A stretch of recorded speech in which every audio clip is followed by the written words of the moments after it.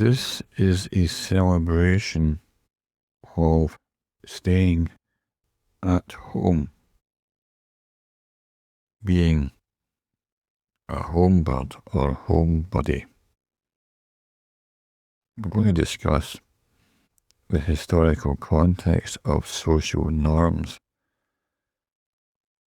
and the impact of urban environments on mental health and the importance of personal comfort and control in one's own living space.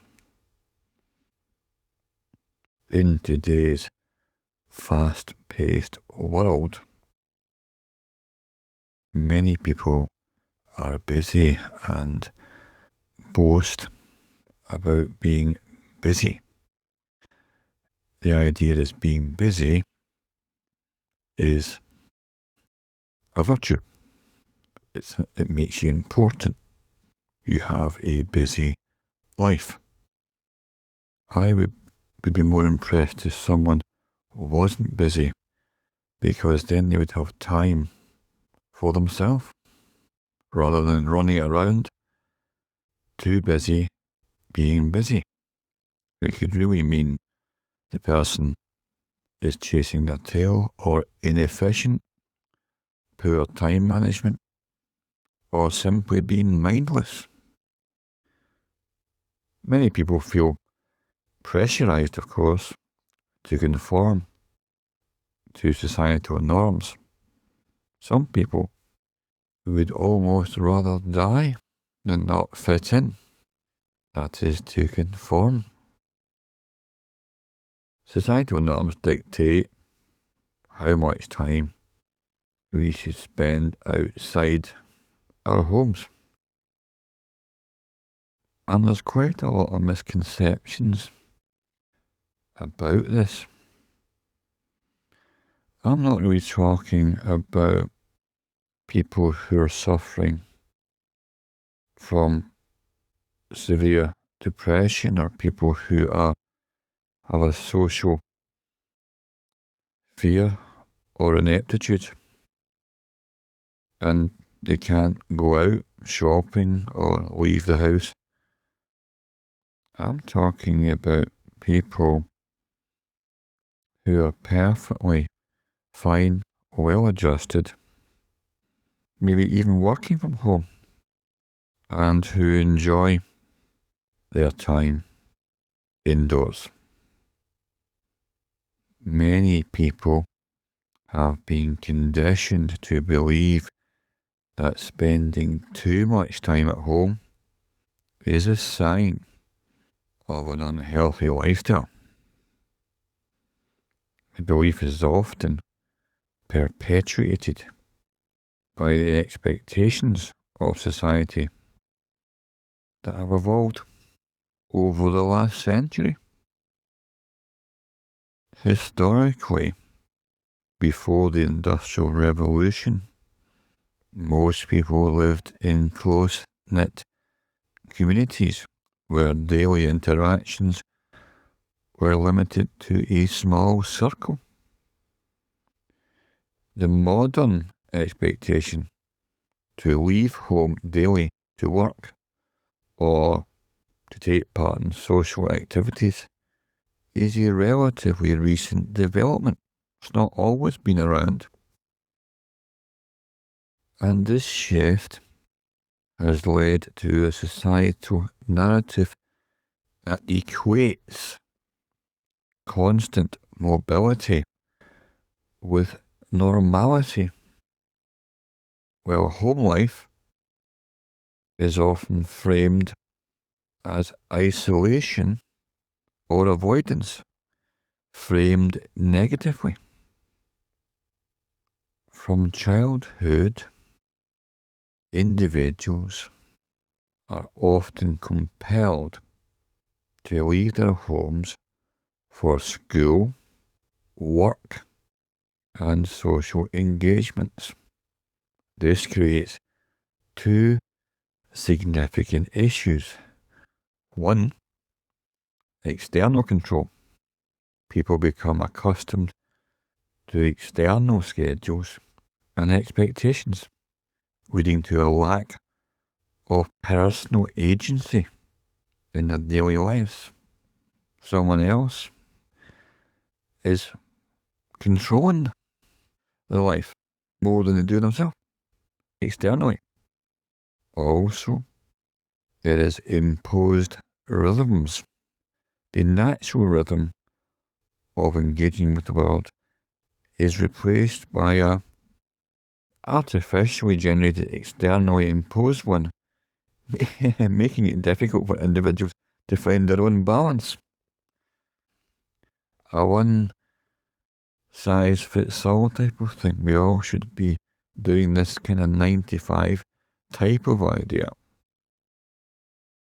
When someone finally has the opportunity to work from home and chooses to stay there, it's not a sign of retreating into hermit-like behaviour, but rather a restoration of balance after years of enforced imbalance. This imbalance causing stress. Stress being a feeling of powerlessness, where you get too much demand on you and not a lot of control over that demand. You don't hear sports people talking about stress. You hear them talking about pressure, which they relish because they want to prove themselves. Stress is a horrible feeling where you're not in control and you can't do anything about it. Society also often insists that socializing is a necessity. But who determines the amount of human contact required for a healthy life? Many social interactions in urban settings can be draining and performative, requiring individuals to navigate complex social rules and expectations. This type of interaction can feel more like hard work than genuine connection. You're doing things with people rather than understanding them or connecting with them. You're just doing stuff. Avoiding exhausting social situations is not antisocial or even unsociable. Really, it's a form of resource management. When interactions with others drain your energy rather than replenish it, choosing to stay at home can be a healthier option. Another critical aspect to consider is the nature of urban environments. Many cities are filled with visual clutter, grey concrete, broken asphalt, and advertisements that bombard the senses. This constant exposure to unattractive surroundings can be mentally taxing, requiring individuals to suppress their aesthetic sensibilities just to function.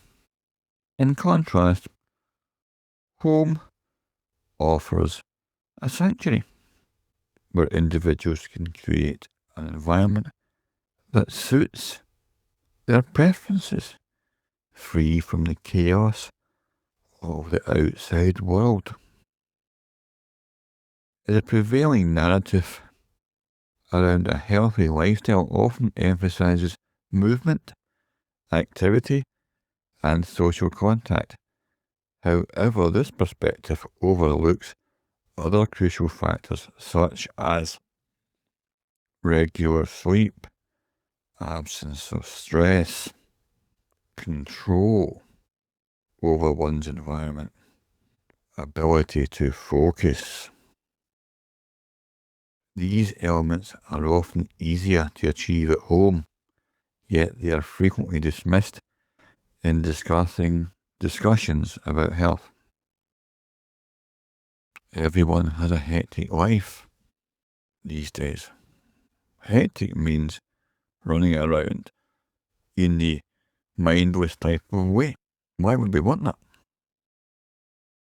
The societal pressure to go out is often presented as an unquestionable truth, incontrovertible. When faced with the question of why one should go out, if the outside environment is objectively less pleasant than home, the answers are often vague or non-existent. You need to get out more. Why? Are the answers out there? Are you going to be happier out there? Instead, the narrative shifts to labeling those who prefer staying in as having a mental problem that needs fixing. This perspective fails to address the underlying issues of why someone might want to avoid the outside world. Instead of questioning the toxicity of urban environments, society tends to pathologize the individual's preference for staying home. When your internal voice suggests that when you prefer to stay at home, that you could be weird, there might be something wrong with you, it's crucial to recognize that this voice may not originate from your own personal needs, but rather from what society wants from you. The choice to stay home can be a valid and healthy one, reflecting a desire for comfort, control, peace and quiet personal well-being. In a world that often equates busyness with high value, it's essential to challenge these norms, embrace the idea that staying in your house can be a fulfilling and enriching choice if you're happy with your own company. If you're content and thriving in your home environment, why should that be viewed as a problem?